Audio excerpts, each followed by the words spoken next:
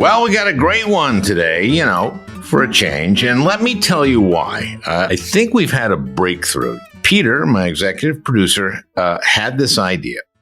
Let's book guests who know what they're talking about and how to talk. And I think that's going to make the whole experience of listening to the Al Franken podcast a lot less painful. And my guest today is Michael Weiss. And Michael has reported extensively from Ukraine and was in Kyiv 3 weeks before the invasion. He is currently news director for New Lines magazine and is the New York Times bestselling author of ISIS Inside the Army of Terror. And you got to have balls to be inside the Army of Terror. That would terrify me. And I'm not going to do that. I'm doing this podcast. That's what I do.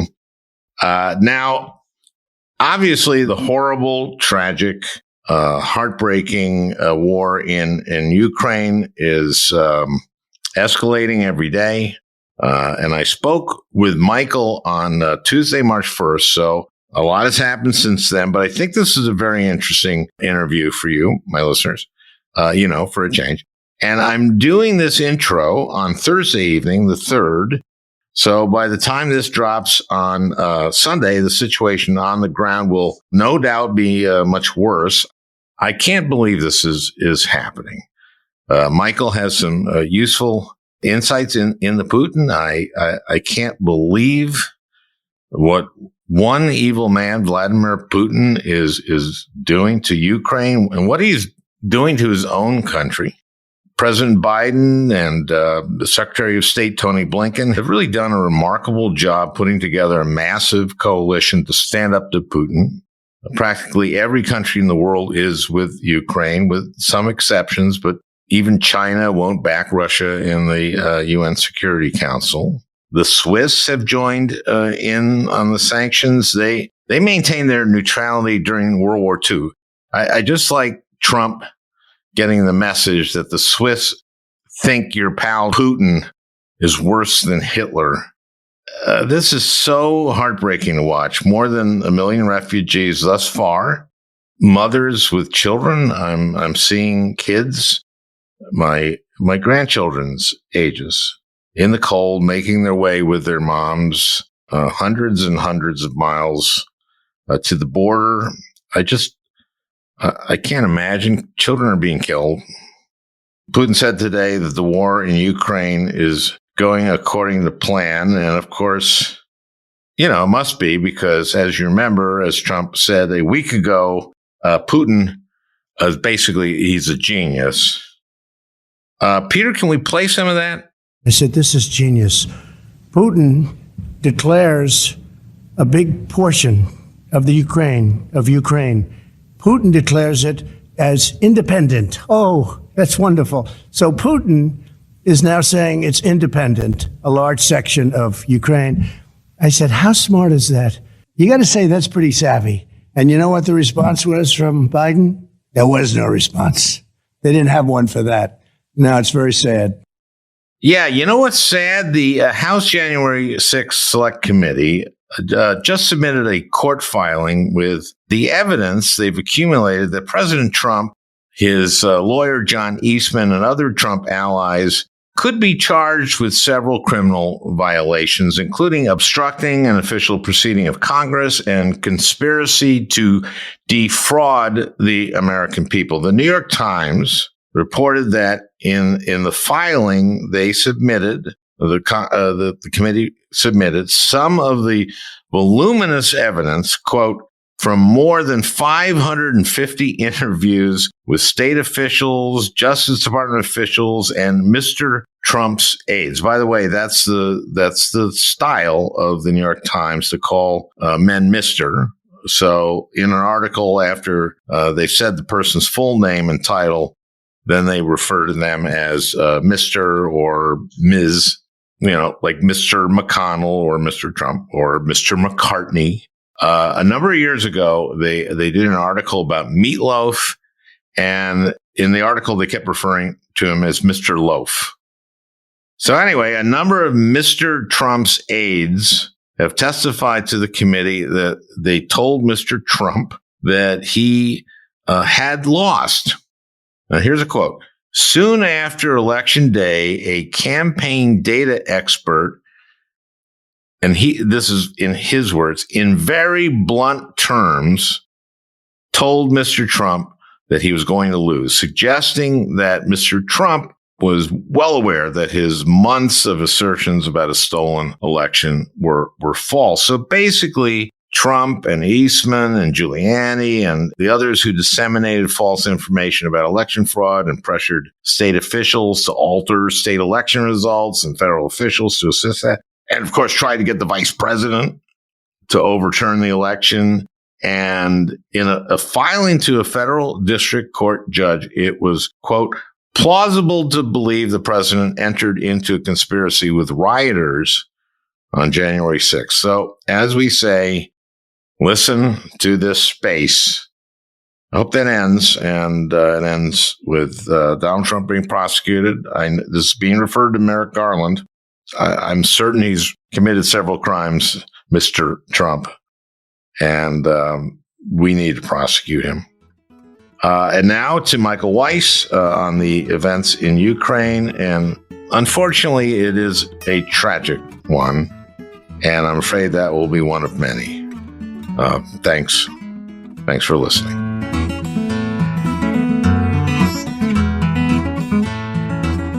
Senator Franken, it's an honor and a privilege. I've been a huge fan of yours for many years. Oh, we'll keep that in the recording here. Boy, oh boy, I'm going to ask you a question first, which is Tucker Carlson said Putin's a tyrant, but so is Zelensky.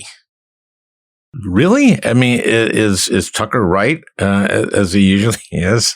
So I was in Kyiv about 3 weeks ago, trying to make sense of why Ukraine was so surreally calm about the situation, given the drumbeat of intelligence leaked by the US and the UK and other Western partners that war was imminent, which indeed proved to be correct. And, a lot of Ukrainian politicians were quite down on Zelensky. No, it's not that he's a tyrant, but they found that he was going in a direction that was, ironically, given how he got elected on a campaign of anti-corruption and sort of uprooting all of the old status quo crap that has bogged Ukraine down for decades now. He was becoming very much like the people that he had used to satirize. So remember, this is a guy who, and I'm sure you'll amply empathize with this, was a TV star and a celebrity. He had a show that was kind of in the vein of Armando Iannucci Veep-style parody called Servant of the People. And rather hilariously, in that show, he played a school teacher who one day, after suffering a series of petty daily frustrations, not getting the metro on time, that kind of thing, he just kind of goes on this rant about the political establishment, bureaucracy, incompetence of the Ukraine system. And his students record it and upload it. It goes viral. And then at the next election, which happens in the course of a few days, he's the write-in candidate and wins. So Zelensky played a president on TV before he then ran for president under the platform of a party named for the series Servant of the People that made him famous. And then he won the presidency with the whopping 73% of the vote, which is kind of unprecedented for Ukraine. But when I was there, and again, this is 3 weeks ago, he was polling below 30%. So it seemed that he had kind of found himself in this very familiar rut of an incumbent who just wasn't doing well. People felt frustrated with the sluggish pace of reforms. Now, there is truth that he was looking to prosecute his predecessor, Petro Poroshenko, on charges of treason. And it's very complicated and heady, and I don't need to get into it all. But the bottom line is what you're seeing now is a kind of extraordinary transformation of Charlie Chaplin into Winston Churchill, right? Nobody really knew that he had this in him. Perhaps I'm wrong about that. Perhaps some people did foresee that he would be this great Western leader and kind of bunker statesman. But I certainly didn't, and a lot of Ukrainians I spoke to didn't. But to call him a tyrant is, I think, grossly propagandistic and stupid. To put him anywhere near the moral plane of Vladimir Putin, I think, is obscene at this point, given what his country is withstanding at the moment. I mean, I'm seeing images just literally minutes before I logged on of Kharkiv in Ukraine's northeast, reduced to rubble.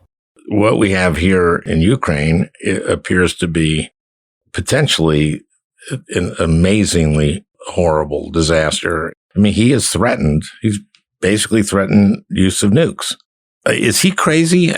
You see these photographs of him at a table with his advisors, and there's a 30-foot long table, and they're at the end. I mean, this is like something out of a satire, out of a dictator or something. So, look, here's what we can say with some degree of certainty. He is absolutely paranoid about COVID. I've been describing him as the man in the high castle. He makes foreign leaders who come to visit him, or who up until 5 days ago came to visit him, get a PCR test. And if they refuse, then he seats them at this sort of Kubla Khan style banquet table that we've all seen on Twitter and on in the international news. Apparently, he makes his own Russian officials, before visiting him, provide fecal samples. So this is kind of like we're in Howard Hughes' white padded cell territory here, keeping your urine in mason jars, according to the Russian press. That's the Russian press. That's the Russian press, right? So I'm not spitballing here from just Western impressionistic point of view. Whether or not he's really gone mad, I don't know. Fiona Hill, who's a superb Russia analyst, and everybody now knows her name because of the impeachment. She gave a long interview to Politico in which she said she does believe that he's capable of pushing the button. We're not there yet, but she thinks that he is of such a mind that if he feels totally cornered, if he feels that he is possibly facing some kind of palace coup or military putsch in Moscow, that this is sort of a last resort. I think, as Fiona put it, he doesn't develop weapons unless he plans to use them. Well, let me ask you what that would look like. Would that be a tactical nuclear weapon, or would that be the end of all of this? I mean, people are worried that he might deploy tactical nukes to Ukraine to make a very dramatic point. That would be dramatic. Yeah, without fear mongering and without getting too alarmist, I would say this. I don't start panicking until I hear from U.S. officials that they begin to see untoward activity happening with respect to Russia's strategic defenses. So he put out this order, and I can't parse the nitty gritty of what it means, down to the level of, silos and all that. But there's been very good reporting. President Biden came out. The White House has been firm. We've not noticed any suspicious activity. We're not changing our DEFCON posture. Just don't start to worry yet. I think a lot of this too, and keep in mind, what did we see in the months preceding this invasion? What did we see in, I think, a 72-hour period preceding this invasion, which U.S. intelligence, to its credit, accurately predicted? A massive disinformation campaign designed to essentially gin up a pretext for going to war. False flag operations, many of them scenery collapsing. The nuke threat, I think, and I hope that I'm right about this, and obviously it has far-reaching ramifications if I'm wrong. I see it as a feint designed to essentially get us to talk about the threat of nuclear war, World War III, in order for the West to de-escalate or start making concessions. Sure. Now, I think the West has been pretty good about calling his bluff so far. And I think, as I said, until you start to hear from U.S. intelligence that we're now at, 5 minutes to midnight, don't panic, because this is part of an old KGB playbook of what's known as active measures. You try to sow fear, confusion, and doubt in the mind of your enemy so that your enemy either starts to make mistakes or your enemy kind of crumples like a wet sock. Well, I was watching Morning Joe today. Yeah. And they had a woman who was in their parliament, who was in D.C., and she was basically saying, you've got to come in and help us. Right. And she wasn't saying, she basically was saying, give us air cover, do all that kind of stuff. And that's where Putin said, if you do that, it means nuclear war, basically. And then I saw Chris Coons come on afterwards, and I could see him going like, basically saying, no way we're doing, we're doing that. And I guess that is a sort of a check.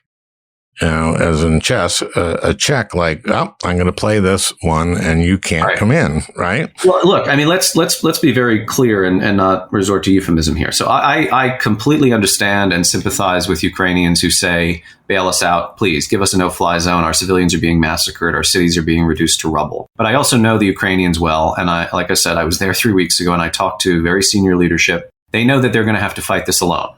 So when a deputy of the Rada gets on TV and talks about give us a no-fly zone, no doubt she wants it and would take it.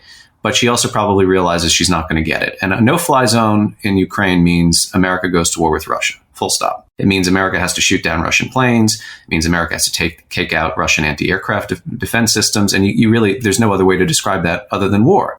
That is a massive escalation. And yes, you then get into this really dangerous territory of possible nuclear engagement. However, there are other alternatives. Ukraine can defend itself. We've seen that. I mean, look at all the prognostications that Kyiv would fall within 24, 48 hours. Here we are 5 days later. Kyiv has not fallen. I know, but so what if it's 3 weeks? Well, no, I mean, the time does matter because, I mean, the Russian military momentum gets lost. I've seen videos. I mean, look, I could not have predicted this with the best Hollywood writer's room. I've seen Ukrainian peasants driving tractors pulling abandoned Russian anti-aircraft systems. There's a TikTok video of a very attractive blonde Ukrainian woman showing people how to operate a Russian tank or BTR, which had been just left in the road. I've seen mass desertions. I've seen a lot of Russians get captured. I've seen a lot of Russians get killed. Graphic videos of them charred out corpses on the side of the highway. Ukraine is putting up a really serious fight, a fight I think many in the West didn't think they had in them.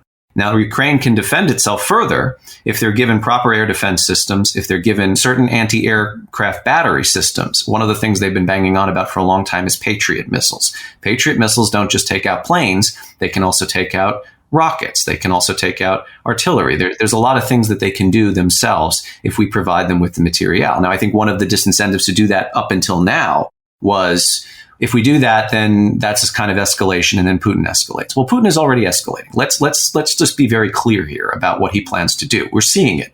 I mean, Kharkiv looks like Aleppo now. It looks like Grozny. And if he plans to do the same thing to Kyiv, we're looking at a kind of genocidal campaign here. So when I see, for instance, Luxembourg, which I didn't think they had anything other than funny hats and banks, but apparently they have anti-tank systems. When I see Luxembourg, of all countries, arming Ukraine, we're past the point of worrying about will he, won't he, how is he going to take this? I think the West should do everything it can, give the Ukrainians everything The they want. Swiss. The Swiss and Switzerland and Monaco are enforcing sanctions. I mean, go back and watch Casino Royale. Can you imagine, like 10 years ago, Monaco of all places saying that we're going to get rid of all this dirty Russian money in our bank accounts? I mean, I've never seen international solidarity like this. Okay, well, then let me ask you about what that means in Russia. Right. Because what we're kind of all hoping is, I mean, we've seen a lot of demonstrations now in Russia, which people were putting themselves at great risk by doing that. What are the chances that Putin is in jeopardy here of keeping power? So the European intelligence officials that I speak to say, we have not seen such a chance or such a likelihood for a coup or some kind of takeover of power in Moscow in 22 years, since 2000, when, obviously Yeltsin was on his way out and Putin was on his way in. And Yeltsin could barely stand up because he was so drunk and on the verge of cardiac arrest. When they say stuff like that, I take it seriously. Now, again, there are a lot of Russians who absolutely cannot stand this war. I know that for a fact. 6,000 people have been arrested under very forbidding circumstances, right? Because, many thousands of people turned out in 2011 to protest the stealing of an election. But since that time, we're looking at 11 years now, Putin has consolidated his power and essentially hollowed out the opposition. Alexei Navalny, the only person who could in any way credibly challenge him for the presidency, is in a penal colony after he himself had been poisoned with Novichok. So for people to turn out and oppose this regime for going to war is very brave and very noble. However, I'm looking at what's happening in the Kremlin itself and in the special services. And already I'm beginning to see signs of wobbliness. If you talk to people who used to be in CIA or MI6, they've got a Cheshire cat grin on their face because they see this as an opportunity for recruitment. Do we have people inside the Kremlin? I would be working for us? I would be incredibly surprised if CIA or its partner services in NATO countries have not recruited very high level human sources. in the Russian government, including in the presidential administration itself. I cannot see it any other way. I don't believe that the U.S. got this intelligence, very granular, detailed, literally the war plan itself. And it was unusual for us to sort of start saying, this is what they're doing. Yep. And to me, it seemed like, okay, why hadn't we done that before? We're compromising intelligence sources, or it didn't seem like we were worried about that this time. No, look, I think there was a learning curve here. So, the United States has spent the last 20 years and change fighting a global war on terror. We forgot about our old main adversary, which it might have changed the ideological nature of its system, but certainly the kind of KGB mentality has persisted. And Putin himself is a former case officer from the KGB. So the intelligence services, the way they think, their tradecraft has remained the same.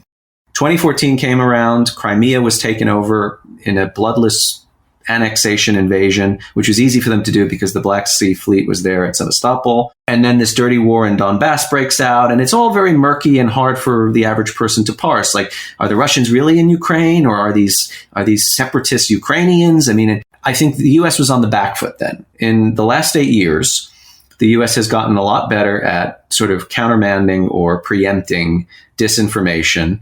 I mentioned this term of art, active measures, which is an old KGB term. And the purpose of the leaks, well, there were two. One was to try and stop the war.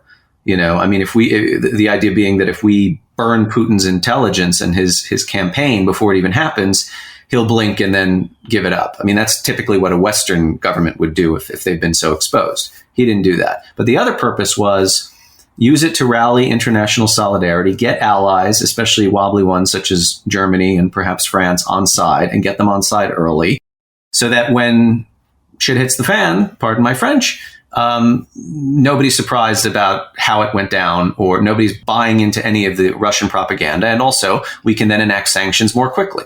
I remember after Crimea, it took 5 months for the U.S. Treasury Department to pass the first suite of sanctions. 5 months. Now we're passing them within hours, and we're passing devastating ones, including going after the central bank. And what was the thing they did where he had put away like a rainy day fund of like, how much? $560 billion or something? Like that, yeah. So the idea was to essentially protect Russia from exactly this, right? To make sure that if there is some decoupling from the international financial system, Russia can weather the storm Stalingrad style. We don't know what's going to happen in the next 5 days, let alone in the weeks ahead. But it seems to me right now we're looking at a lot of carnage. Yep. And then probably they come into Kyiv, they take over Kyiv, however much carnage there is there, and destruction, and I imagine a lot. And I imagine they'll be door to door. I mean, they'll be fighting in the city, right? It could well go that way. Or if they do to Kyiv what they've been doing to Kharkiv, they will destroy the city. And there'd be nothing left for them to really occupy. And yes, I mean, it'll devolve into partisan warfare, like Madrid in 1936, house to house, going through walls and buildings, close combat with the enemy, that kind of thing. But look, again, I cannot emphasize this enough. Every time sort of Russian military personnel make contact with Ukrainian counterparts, it doesn't really end well for the Russians. Either they run away, or they get killed, or they get captured. So in terms of occupying a city like Kyiv, which has got pretty good defenses in place and has had them for a while, I don't see it going so well for Russia. And look, if you listen to Putin's own, as I mentioned earlier, his worldview, the Ukrainians and the Russians are one people. If they're one people, which they're not, but that's how he thinks. If they're one people, then your legacy is going to be a grievous civil war in which you've killed your own people. And that ain't the stuff of Peter the Great. That's not something that a remolded 21st century czar wants on his gravestone. But that's what he will do. So this is a huge miscalculation on his part. I think it is. I think it is. And I think it's not too much to imagine that essentially Putin put a gun to his own head, and the bullet, however slowly it may be progressing, has left the chamber with this. And that's not something I would have. I mean, this is a guy whose regime, anybody you ask, was seen as very secure and stable for a very long time. But things change. I mean, it was Lenin who said that, sometimes There are decades where nothing happens, and then there are weeks when decades happen. I think we've seen a week in which a decade or more has happened. So he's shot himself in the foot, and there's no out here for him. Well, there is an out.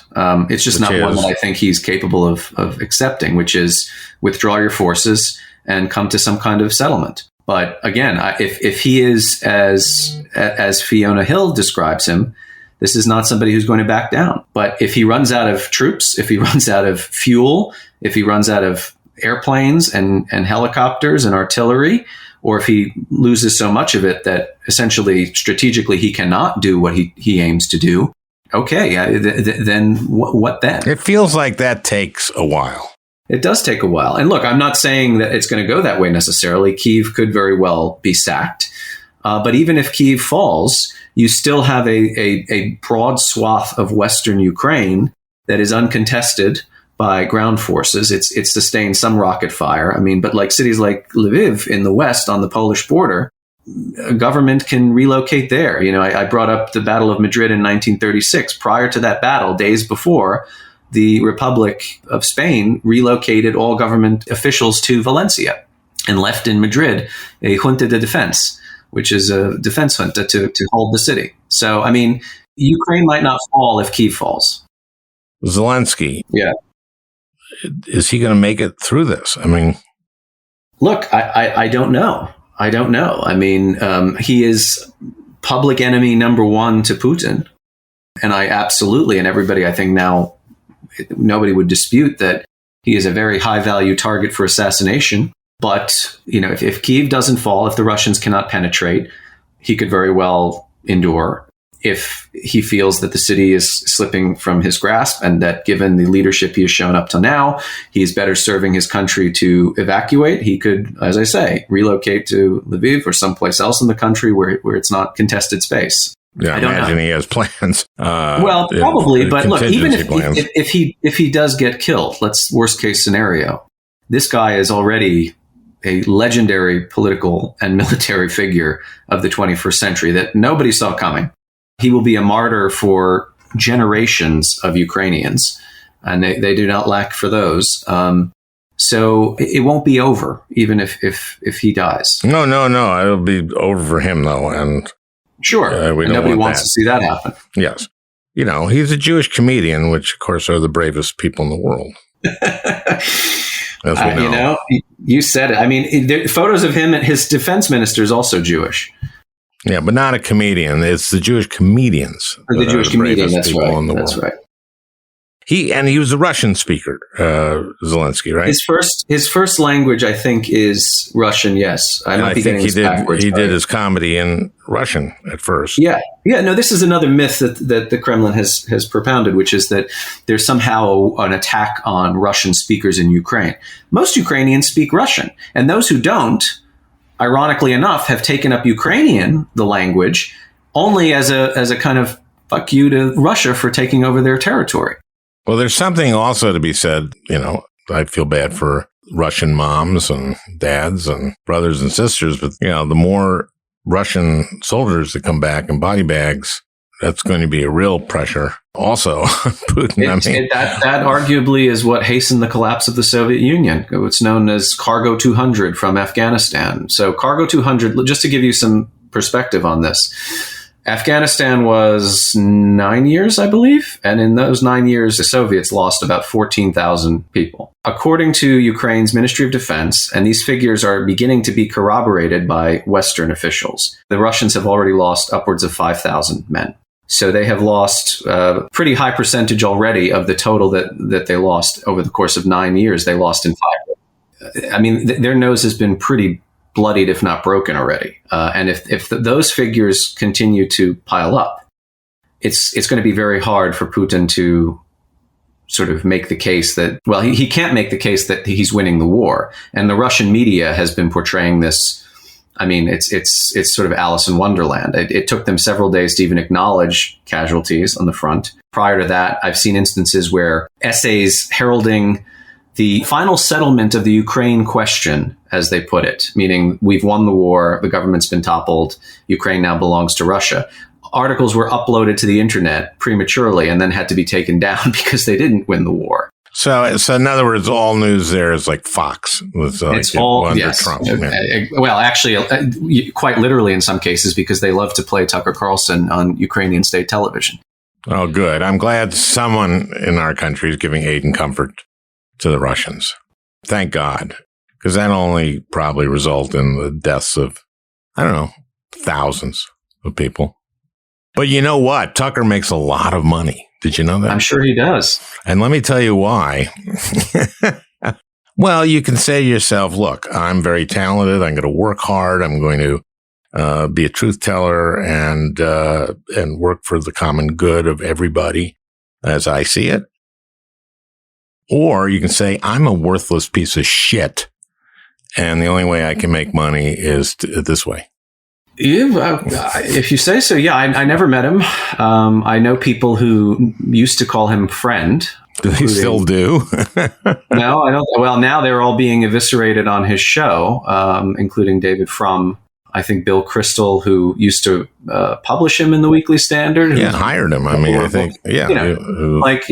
So look, I don't pretend to know the psychology there. I frankly, I don't even care at this point. I mean, he's sufficiently embarrassed for his water carrying for Putin. Let me just kind of posit this. I think a reason that a lot of American conservatives or what has become this sort of new reactionary right, even the intellectual class, such as it is of MAGA land. One of the reasons that they really plumped for Putin is in him they saw a kind of masculine leader who didn't take no for an answer, who wasn't allowing drag queens to read children's books to your kids, who wasn't, even though he's paranoid about COVID, never mind all that. This isn't a guy who's going to mask up. This isn't a guy who's going to be cowed by anybody. He's doing what he wants. This is a true bulwark of Western values and patriotism and sort of civilizational virtue. When in fact, all of that was just a carefully choreographed pantomime, really, of masculinity. Putin, the shirtless horseback rider, Putin, the deep sea amphoride diver, Putin, the whale harpooner, and all this stuff. This was manufactured originally for a domestic Russian audience, but then exported for essentially useful idiots and gullible types in the West who bought it hook, line, and sinker. And now I ask you, the Jewish comedian in Kyiv wearing a T-shirt, dialing into EU minister meetings, leaving them all in tears, begging them for support, begging them for membership status of Ukraine in the European Union, begging them for sanctions, begging them for weapons, versus the man who's asking his own government officials to do anal swabs before he's willing to shake their hand, who's seating the president of France, at a coming to America style Zamunda Palace table. I mean, who's the real masculinist now? Who's the real man in this scenario? I'd love to hear that from this sort of MAGA crowd. The nice thing about lickspittle useful idiots is that inevitably the dictator that they love, or at least pretend to love, always puts egg on their face, always lets them down, always humiliates them in the worst possible fashion. And you know what? They deserve it. Well, yeah. I mean, Trump called him a genius, or characterized what he was doing as genius. Yeah, some genius. He went from one of the most internationally integrated economies to North Korea in the space of 48 hours, Like he plays 8D chess while backflipping people judo style, I mean, this is a master strategist. He's a real genius. Yeah. Well, Trump knows genius when he sees it. Mm-hmm. Well, can you imagine Donald Trump in Kyiv? Well, no, he wouldn't be in Kyiv anymore. He would never have been in Kyiv. He would have been on the first plane out the minute the United States called him and said, we have initial indications that your country might be taken over in the next 2 to 3 months. Look, I mean, again, I spent a lot of time in Europe, particularly the Baltic states and, former Warsaw Pact or former Soviet countries. And I like to joke with people that the farther east you go, the more west you wind up until you get to basically St. Petersburg or Moscow. And I mean, now I see that writ large. Kyiv is essentially the capital of the West right now, what it's going through. And I think the West has finally woken up and realizes it.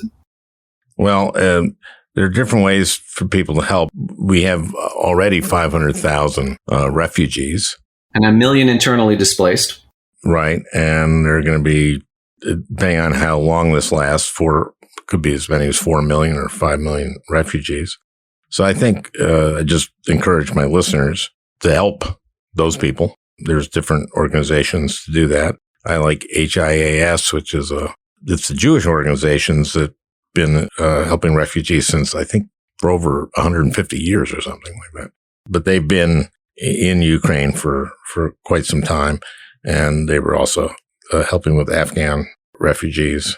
But I just would encourage people to help the people of Ukraine in any way they can, because we can.